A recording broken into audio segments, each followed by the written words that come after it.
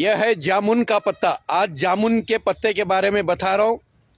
यह जामुन का पत्ता है, जो काले काले जामुन जो साल में एक मर्तबा आते हैं मेरे दोस्तों भाइयों।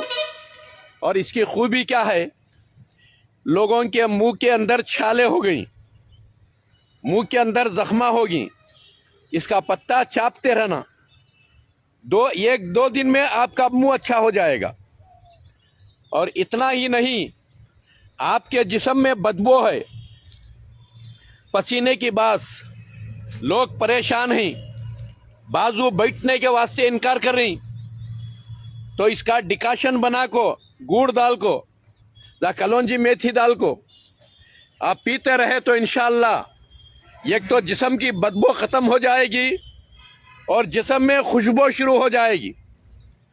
और दोस्तों भाइयों, ये जामुन का सीज़न आ गया तो काले काले जामुन, ये 100 ग्राम होते रोज़ खाना, रोज़ 100 ग्राम, जब तक सीज़न रहता है तब तक खाते रहो। और जो आपके किडनियाँ, लिवर, फेफड़े सब क्लीन हो जाती, अंदर सबको फिल्टर कर डालती है जामुन। और ये जामुन के बीज अगर पाउडर कलौंजी मेथी डालकर पाउडर बनाएं और ये जामुन के बीज का पाउडर गर्म पानी में हर दिन लेते रहें, शुगर क्यूर हो जाएगा।